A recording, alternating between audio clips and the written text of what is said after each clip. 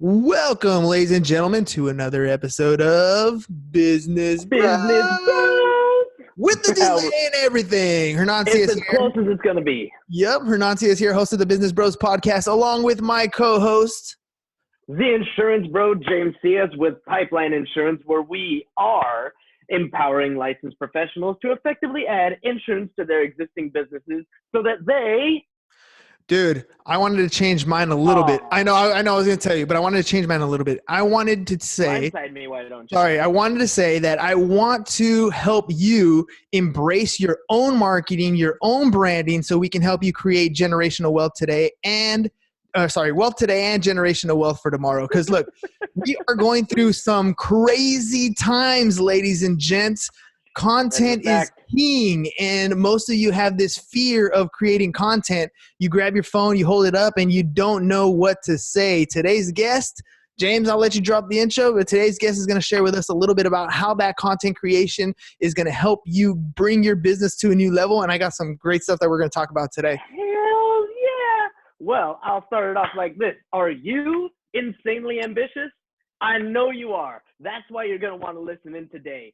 Our guest today is an expert at creating business-to-business marketing specifically for the insanely ambitious.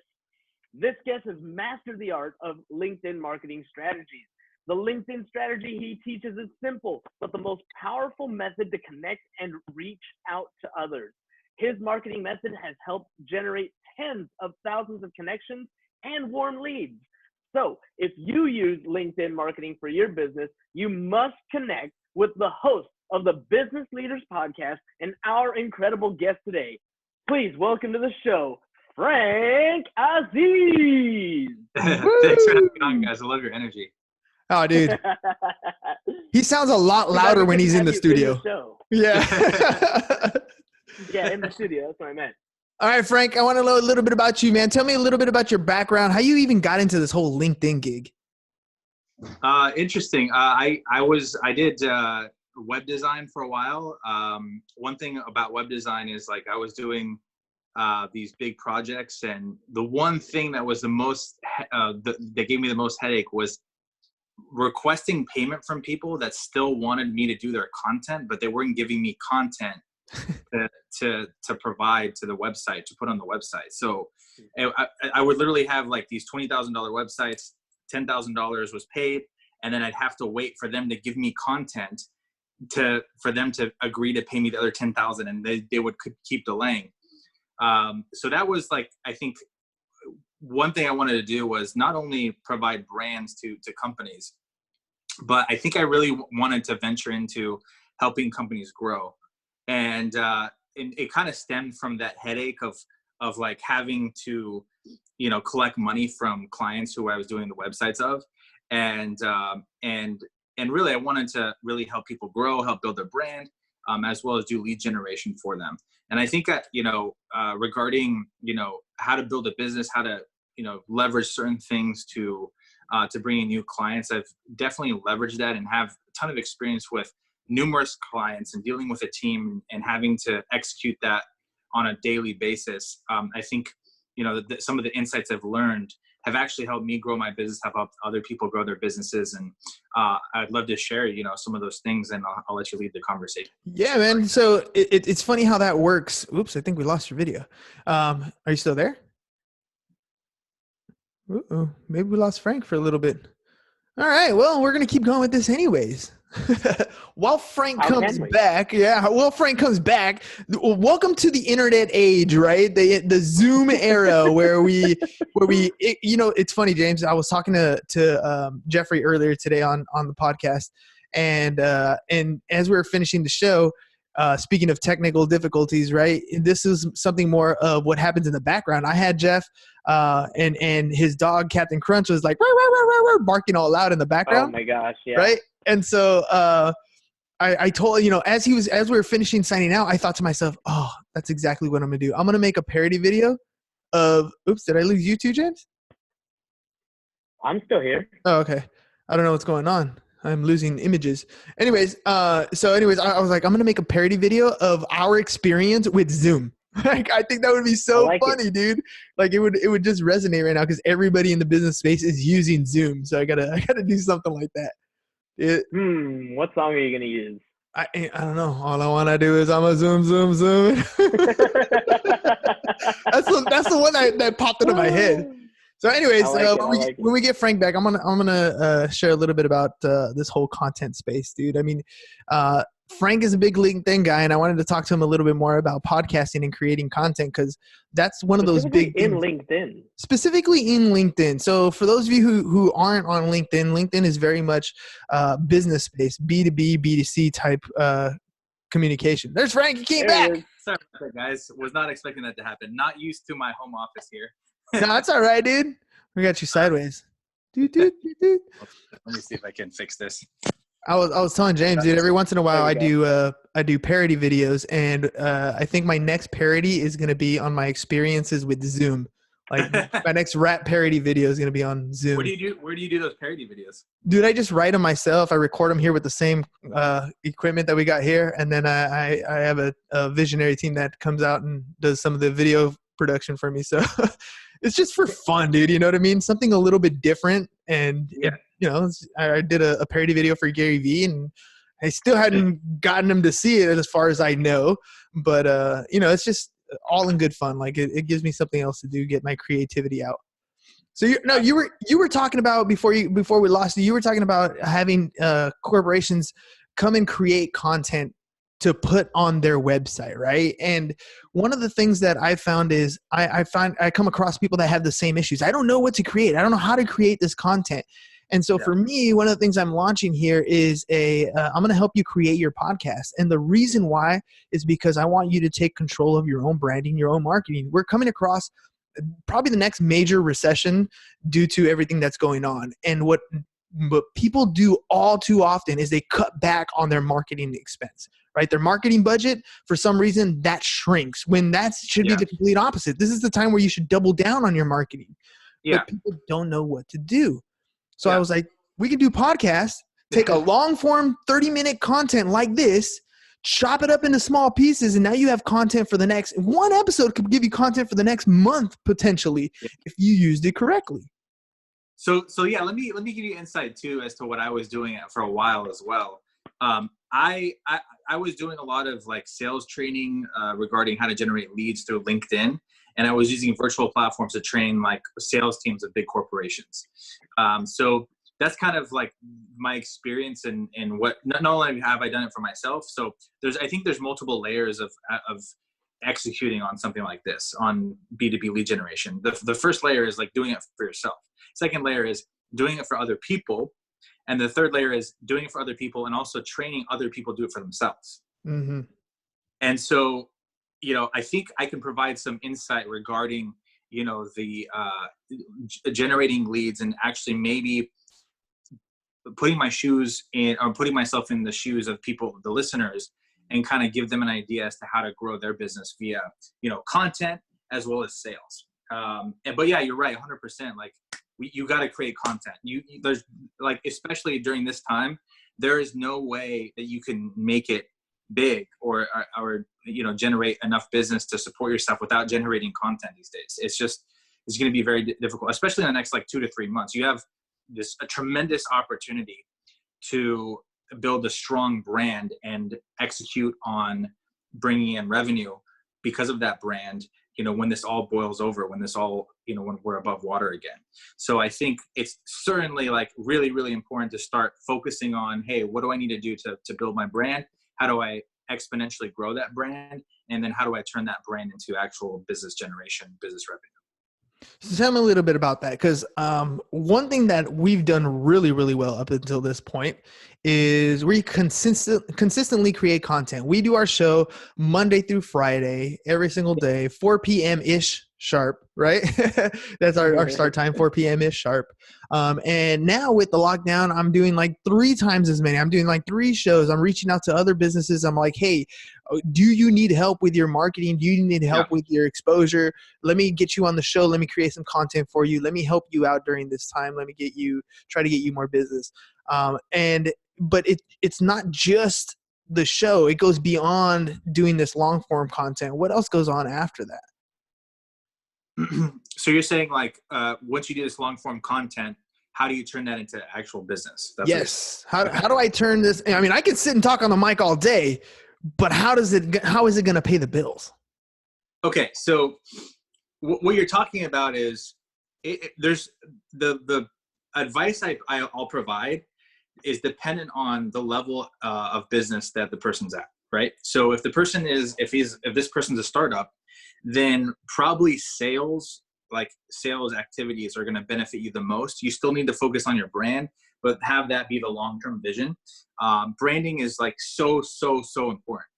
And then as you grow, I think when you start making money, when you start having like a established customer base, then I think you could start focusing more on building out your brand, building out content, and only focusing on that. Because to be honest, even as a career salesperson myself, I started in Cutco a while back. I don't know if you guys know what Cutco is. Oh yeah, absolutely. I ended up being like top 1% in the entire company. So do you happen to know Jesse Wright or Eric Gilman? Eric Gilman is very familiar to me. Yeah. Yeah, he's part of my 5 a.m. club. He's one of those Hall of Famer Cutco guys. Yeah, I don't think I got to the level of like a Hall of Famer, but I definitely achieved a level that not a lot of people achieved. But so I think when it comes to like when you're first starting out, who like what's your audience like? Are they mainly people who are first starting out, or are they more established businesses? We got a pretty good mix of both. We're heavy in the real estate insurance space. Yeah. Okay. So I would say, depending on where you are in business, you should focus on one or the other more. But you should always focus on both, but focus on one or the other more. And so what I mean by that is, I think too many people, they disrespect other mediums, don't even start on one medium, right? So some people will just focus solely on branding and not on sales. So what does sales mean? What's the differentiating factor between sales and branding? Well, sales is when you're reaching out to somebody, there's no trust involved. That's how I define sales. When there's no trust involved and you're trying to convince somebody either through a presentation or through convincing someone that your product or service is worth their money, the money that they're going to be paying. So that's sales to me, is like trying to convince somebody that doesn't trust you to buy your product or service. Okay. And branding is the way I define branding is putting out content that establishes trust from the very get-go, and then building a internal lead flow that comes in consistently from your content. So it's one to many, and all you're doing is you're building your reputation at scale.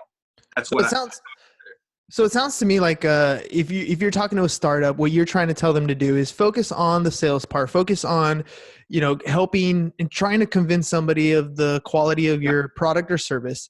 But in the back end, when you're working on your brand, to start developing your email list, for example, or your following, for example, people who are, you're trying to find your 1,000 raving fans essentially, but you're doing that on the back burner. You're spending time on that, but not the primary function, because you got to pay your bills. Yeah, branding is a relationship building activity. You're building relationships with people at scale. That's what branding is. And now that takes time. So, before you get to that level where it's self-sustaining, you have to pay the bills, right? You have to make the phone calls or do whatever you have to do, network, whatever the case may be for you to pay your bills. That's important. You should never ignore that, and you should never ignore the branding aspect of it. So, but I think there's a difference in percentage where you focus on one more than the other, depending on where you are in business. So if you're at below $100,000, whatever the case may be, then I would say focus more on sales. Try to get, and then also I would say focus maybe 60-70% on sales, and then 20 to 40%. Or 30 to 40% on branding. You have to do branding. Like you're not gonna get to a scalable level if you don't do branding. It's just very, very difficult. You can through sales. There are companies that have scaled through sales.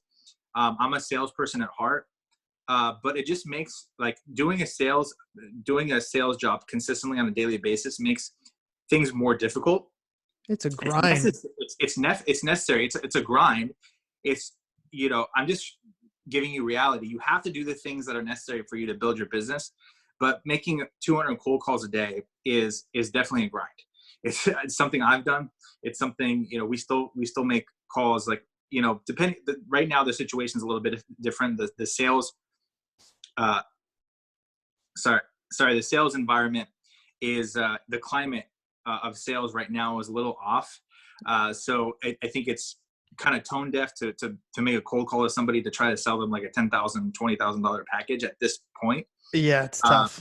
So you always have to read the market, but I think, doing messages, building relationships, and doesn't matter what the medium is. You can use sales or branding, right? It doesn't matter what the medium. You can do sales on a podcast. If all you did, instead of posting like valuable content to people, if all you did was post a 30-minute conversation with someone trying to sell them something, or maybe not even that, you're trying to sell your audience directly something, that's sales, right? Mm-hmm. You're just using podcasts as the medium.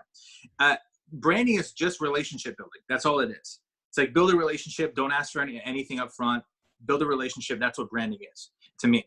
And branding makes sales a lot more easy. Sales makes branding sometimes, if you do it right, makes branding more easy as well. So, but it really depends on, like, you have to pay the bills and you have to build a strong brand, because there's nothing more powerful than people reaching out to you consistently, where you get an inflow of leads to your business who are ready to buy. They know who you are, they trust you, and they have a need. Right? That is exactly my pitch to people, why they should be starting a podcast. You know what I mean? Like, you talk to anybody who's been in sales for 10 years, 20 years, whatever. You ask them, hey, where does your business come from? They all tell you the same thing. It's referrals.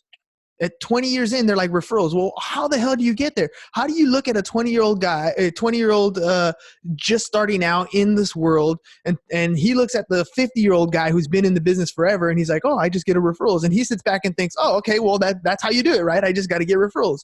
But what he doesn't see is that foundation that guy's been laying for years and years and years, that relationship, that trust that he's established. Over time, these people, he's created his raving fans because he's reached out over and over again. He's established those relationships. Yeah. And that's what I'm telling, like, this podcasting thing, it's not the easiest thing in the world, but it's your way of establishing your relationships. It's your way of getting your face and your brand out there on a regular basis, so that the referrals start to trickle in. And then before you know it, they're coming in droves. And these are people who want to work with you, not people that you have to filter out, that are maybe iffy, kind of never heard of you before. Yeah. What happens, like, I'll tell you, because my team, my entire sales team, we've focused on both sales and branding consistently.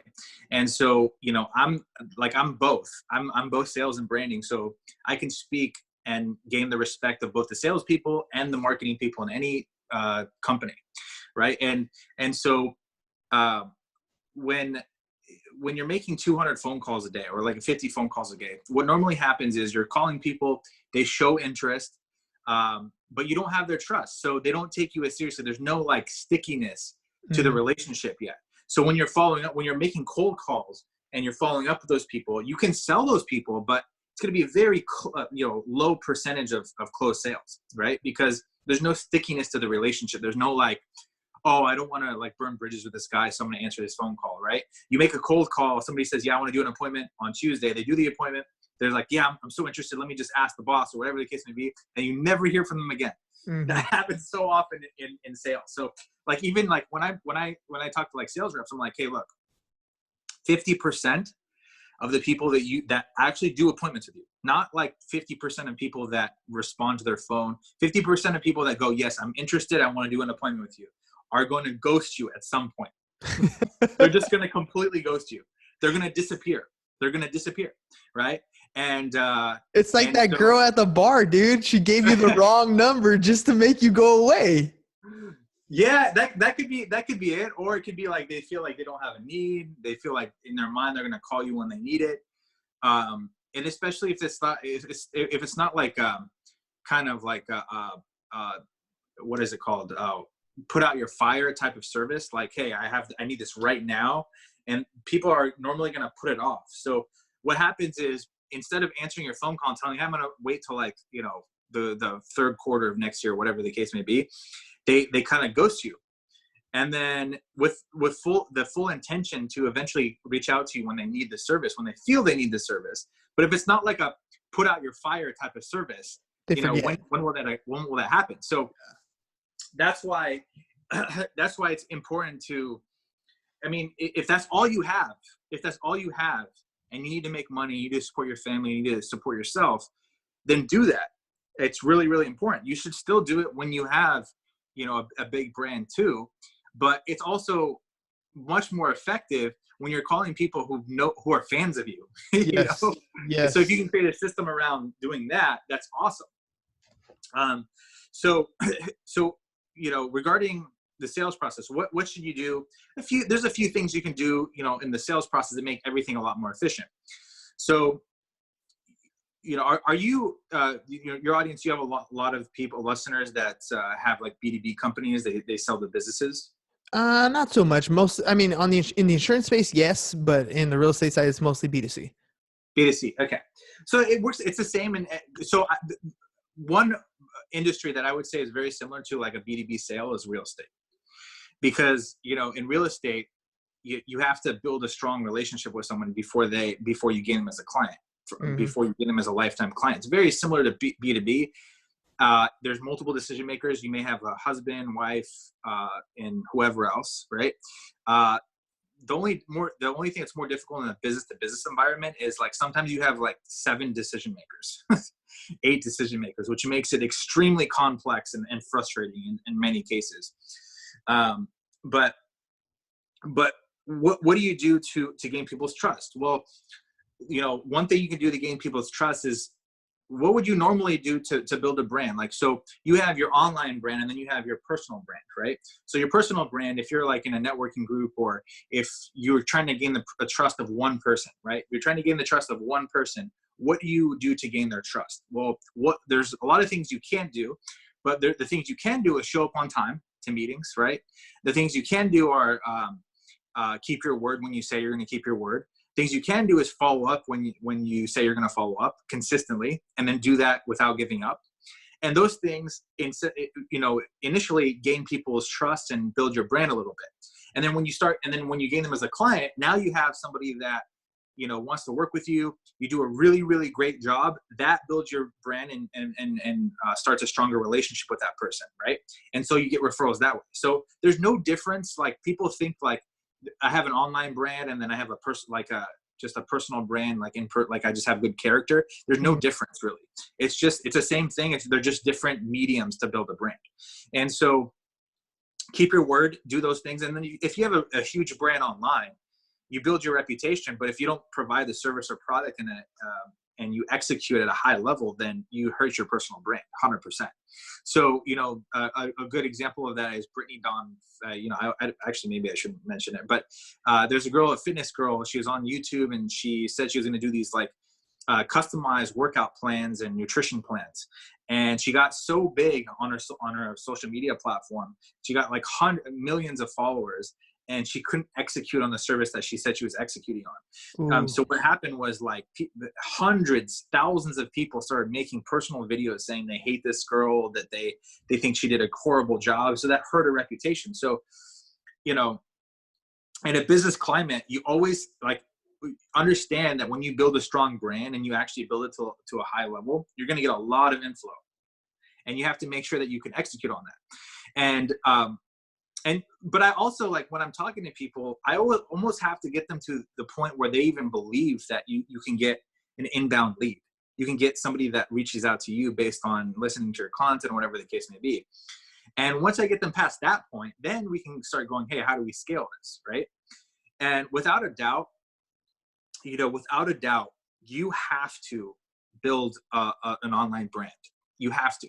You know, I think more so than ever, people are realizing that, you know, people are out there, they're people on their phones like 99% of the time now, especially during the coronavirus. You know, people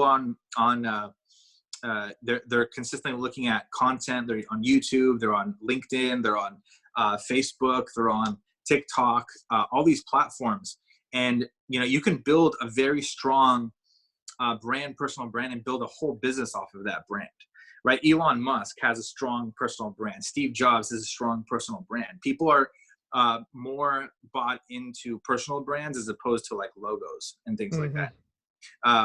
So I mean, how long has your podcast journey been? Almost 2 years. Oh, that's right. Yeah, almost 2 years. So over 400 episodes, almost 2 years.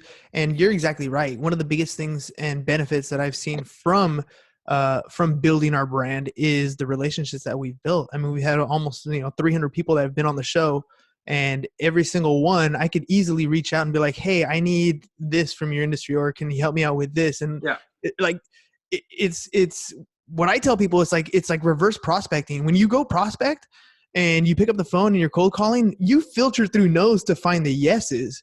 Yeah. But when you have your own show and you reach out to people, you filter through the yeses to figure out which yes is the best one that you want to have on your show. Like, it's crazy how that works out after a while. Like, now I can reach out to people. I'm like, hey, I got this show. You want to be on my show? I got over 400 episodes. Almost everybody says yes. It's a completely different dynamic because of the work that you put in on a regular basis. Like, you're bringing something of value. Yeah, and one thing I found as the byproduct of doing all those interviews as well is just your Rolodex becomes so strong. You know, your network is huge. Yeah, you're like, so you've done like 400 episodes. I've done like 120, 110, 120, somewhere around that range. And like the clients I've gotten just from interviewing people, I've gotten clients just from interviewing people, because most people won't give you 30 seconds for a sales pitch, but they'll give you an hour of time for a podcast. Exactly. Which is ridiculously nuts. And that's what I'm trying to tell people. You can use this platform to reach out to those clients that you've always wanted to reach out to, that would tell you no in any other circumstance, but you have the opportunity today. And you can do that by taking control of it yourself. Like, it's so beneficial to you. I mean, just the fact like I have energy behind this microphone. I'm much more articulate. Like, I've become, me as an individual, I've become better at my own sales routine. I can go to a bar and talk to a random stranger much better today because of the interviews that I've done than I did 2 years ago before I ever started. Like, personal development on top of what you can do with it on a business aspect is huge. There's no reason why you should be doing it. Speaking of big names, by the way, I noticed you got an event hopefully still happening in July, right? You have, did it move? Did it change? What happened? We're gonna postpone it. Yeah. We got Dave Meltzer on, who's potentially, he's going to speak at one of our events, or when we postpone it. And then we had like Mark Smith. I've done podcasts with like Patrick Bet-David. I've done podcasts with some pretty big influencers. Yeah, we've had David on the show. David Meltzer on the show. And one of my favorite things he taught me was be more interested than interesting. I was like, dude, that's genius. That's exactly what I do on the show. I saw you had like a David Brownlee on the lineup. Like, you had some big swingers on there. Yeah. Mark Smith. Mark Smith is actually really popular Democratic candidate for Democratic governor candidate for Utah. He was great. And then Brant Pinvidic, I don't know if he was on the website. I was about to put him on, but he wrote the 3-minute rule, produced the show Bar Rescue. So he's going to be so I mean, that's another thing. Events are huge. Right now we can't do events really. Yeah. We have to postpone events because the coronavirus, man, is just killing a lot of event business. But yeah, I mean, events are something that really establish a brand too. Like they're so beneficial. Even if you don't make, I mean, our plan was to make a good amount of money at the event, and we were actually on pace doing really well. Like we're selling like $1,500 tickets, and we were at like 41 tickets. And we actually had to call a lot of people to offer them a refund. So unfortunate. But life goes on. We'll make it happen. And we were in communication with World Poker Tour to do a tournament at our event, which was awesome. That would have been nice. But again, it's unfortunate because of the situation that you had to cancel, right? But the thing that I want to make sure that we shed light on is you were doing it. It was happening. If it wasn't for these big things that we have no control over, kind of like freak accidents or whatever you want to call it, acts of God. Like if it wasn't for something like that, what you've established as a networker, what you've established as a podcast host, what you've established as a salesperson has allowed you to put together this next step in your life. Yeah, absolutely. And I want to speak from like the perspective of someone who lost their job or is going through a hardship right now. It's not that there's not money out there. It's just that the money has shifted. The money is being put in different places. Money does not disappear. It just changes hands. It just changes hands. Exactly. So there's money, there's opportunity out there. So if you're listening to this and you're like worried about your paying your mortgage or your rent or paying your car payment, whatever the case may be, understand from this point moving forward that there's a lot of opportunity out there, and you can capture that opportunity. Now, reports say that, the unemployment will get up to like 30%, which is crazy. So really more so than ever, not everybody's an entrepreneur, but you should have entrepreneurial tendencies. Regardless of what you're doing, you should have entrepreneurial tendencies. I don't care what you're doing. And the reason for that is because if you don't have those entrepreneurial tendencies, if you don't learn entrepreneurial skills, then when you're out of a job, what are you going to do? Like if you haven't been nurturing and cultivating that skill of like going out and creating something out of nothing, mm-hmm. What are you going to do when you get fired? That's the thing. So it's so important to do that. So funny. I was talking to, I forgot who it was. I think it was one of my business partners the other day, and I was telling him how school districts are thinking about coming back as a distant learning, because I teach high school, right, in the mornings. And so, there's a lot of teachers that that have never done a Zoom call or, developed an online course or anything like that. And for me, I'm like, sweet, I got all my stuff ready to go. I'm going to plop this. I got my ClickFunnels account. I'm just going to create the course real quick for my classroom. I'm like, set. And he's like, you're the only one who's prepared, who's practiced looking at a screen and talking to nobody in front of you. Like the rest of them have to have an audience. Yeah, but not only that, it's like the buildup of getting to that point. Like it's like a mental thing, like a mental argument you have to have with yourself. Will this work? Should I do this? Should I focus my efforts on this? Should I consistently dedicate time to reaching out to people and getting these podcasts done? It's that like mental effort that you also have to go through. That it's not good to try to put out a fire when and you don't have the equipment to do so. Right. And that's exactly what you've done. You've cultivated that. You've built like a strength of podcasting where you can execute that during a time where you really, really need it, where we all really need it, to be honest. Like if you're in business, if you have a job, if you are working in corporate America and you're getting laid off like crazy, people are getting laid off like crazy. You should have already gone through that like struggle in your mind of like, should I dedicate my time to this? Because it's like your back's against the wall now. Yeah, people starting out. Yeah, it's gonna be like trying to do something like it's much more. It's gonna seem more difficult than it actually is because you're just starting, and we're in a very difficult time right now. Mm-hmm. Right. So, but you came prepared. You have all the things ready that you've learned over the time. Like I think if somebody is like, oh crap, I actually need to start doing content. I think it's very possible if you just really, really focus to do this to figure this out in like 1 or 2 weeks, but there's specific nuances that you learn along the way that really help you. And that's not to say this time is like probably the most valuable time in all of history where you can start creating content and building a brand. Would you agree? 100%, dude. Yeah. I've heard this on a couple different, I've been listening to many people speak because there's all kinds of content right now with live people that are talking, giving away free information, people just giving away what they know. And I've heard like 3 or 4 people say that the time that you spend now is like 2 to 3 times more valuable than the amount of time that you're going to spend when the world gets back in. Right. Because right now, everybody who's been in work, who's been self-employed, whatever, most people are turning this into a vacation. Right. This is a staycation all of a sudden. And if you use this time to just develop that skill, put out content, stop worrying about being perfect and start worrying about being done and just get going, you're going to develop the skills. But by the time everybody else decides to catch up, you're light years ahead. Like you've already done it.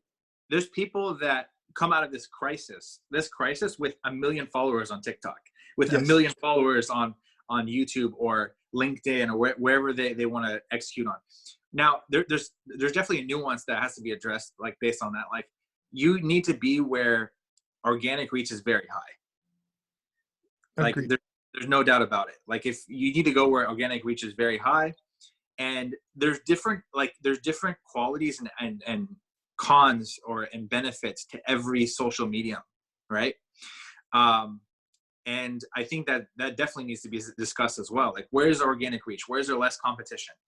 Where can I build a huge following and then transfer that following to other mediums? I think that also needs to be addressed as well.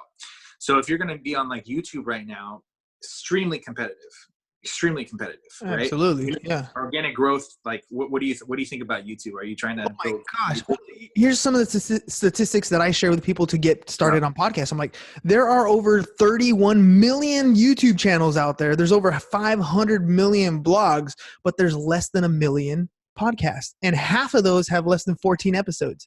So like the competition in this podcast space, this is your feeder. This is your monster. This is where you create as much as you can, and you can place it anywhere you want. You want to create content. Guess what? Now you have little snippets that you can put on your TikTok feed, on your Instagram, on your LinkedIn, on your Facebook, wherever you want at that point.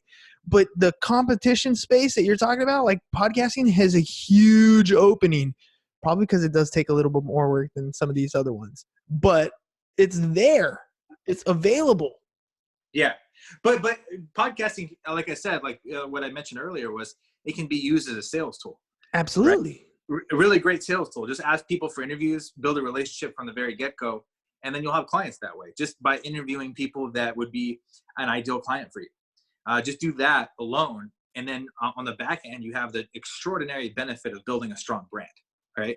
Absolutely. It's craziness, dude. Man, I had fun with you today. A little bit of technical difficulties to start, but it worked out well. All right, real quick before we head out, tell people how they can get a hold of you if they want more information. They want to work with you. How do they get in contact with you? Well, I'm having a virtual conference. So first way to get a hold of me is by reaching out to me on LinkedIn. My name is Frank Aziz, and I'm on LinkedIn. You can also email me at frank@linkednba.net. And then if you want to come to our virtual conference happening on, I think it's going to be April 27th.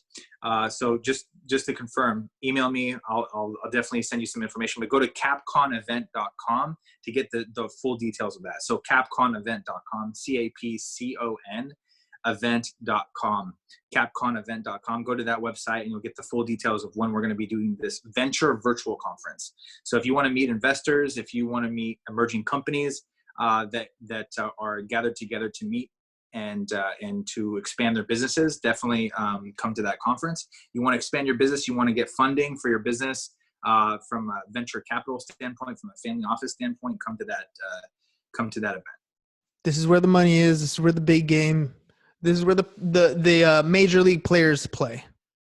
Absolutely. Awesome, Frank. Hey, man, thanks again for taking the time. I know I got you last minute here. We were booked ahead of time, but it kind of last minute changed with everything that's happening. So I appreciate you playing ball, man. No, absolutely. No problem. 100%. Sweet, brother. All right, ladies and gents. Again, if you guys want to get a hold of Frank, virtual, what was it called again? The virtual event that you're having? Capcon, CAPCON event.com. Capcon events. Every time you said that, I just think of Capcom, like the video game. Yeah. Capcom, yeah. Capcom, but it's Capcon, CON, like Cap. I've actually gone that a few times. Yeah, for the nerds out there, it's not Capcom, it's Capcon. Yeah.